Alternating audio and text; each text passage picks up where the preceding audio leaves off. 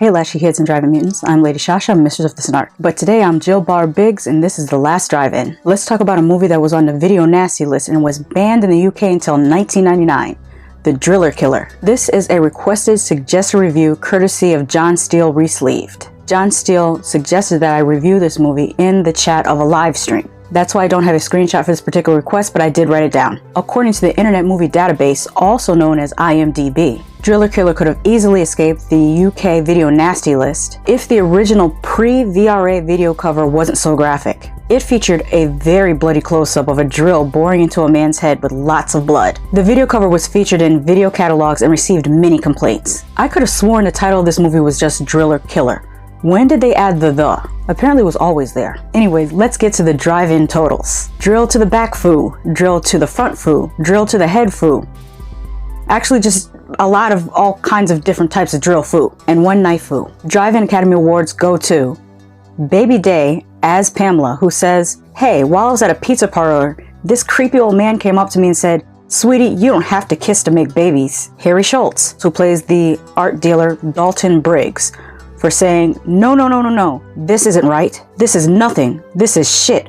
Where's the impact? It's just a goddamn buffalo." Without further ado, let's get into Driller Killer. The Driller Killer. This starts out with a synth-heavy soundtrack, which is a very 80s thing to have, but since this came out in 1979, it was really ahead of its time. We meet the main character in a church, which by the way is lit beautifully. There's a big crucifix in the center that is lit with red light and two smaller statues on either side that are lit with yellow light. You know how I love color. His name is Reno and he looks like you can smell him through the screen. He's an artist that lives in New York with two women. One is a divorcee and the other is an addict. A rock band called the Roosters moves into the building and their rehearsals drive Reno crazy. To be honest, their music is driving me crazy too. They never play more than 4 chords and that level of repetition would drive anyone crazy.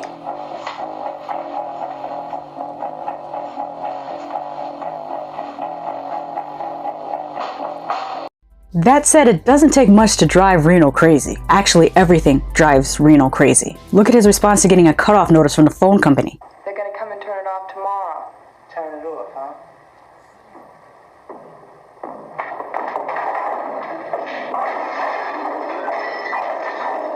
Even though he was already half crazy, he starts to descend down into the path of even more madness. Be forewarned that there isn't any actual driller killing until 37 minutes into this movie. Reno starts killing the homeless with his portable drill. The kills are alright, but they're nothing to write home about. Until this one kill with the drill to the head. That was quite nice.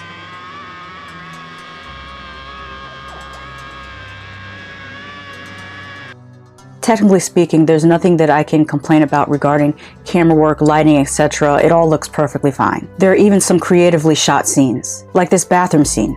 I imagine the cameraman was standing on the toilet in the bathroom stall to film this. That said, this movie's script ran out of story 30 minutes before the movie finished. And I think they filmed real homeless people. I don't think these are actors. I mean, they look like actual winos.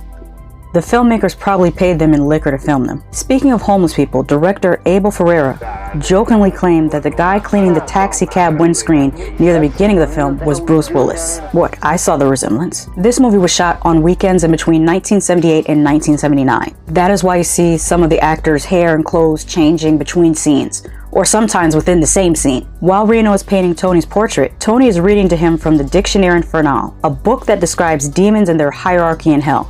The passage refers to Renove or Renowe, a demon who teaches art. In 2017, just before the remastered film was to be re-released on DVD/Blu-ray, an alternative pre-release version of the film was discovered. Arrow Films were given permission to release the 100-minute version alongside the 96-minute theater version. The new footage includes extended versions of scenes already in the theatrical version, plus a couple of entirely new ones, pre-cut before release. I'm not sure I want to see an extended version of this film, but there you have it, the Driller Killer. At the time of this recording, Driller Killer was available on Tubi with limited commercial advertising breaks and also on Shudder completely commercial free. Jill Barb says check it out, but like I always say, don't take my word for it, watch it for yourself. Just because I love something doesn't mean you won't hate it, and just because I hate something doesn't mean you won't love it. What do you think about Driller Killer? Let me know in the comments. And remember, the drive-in will never die. Until next time.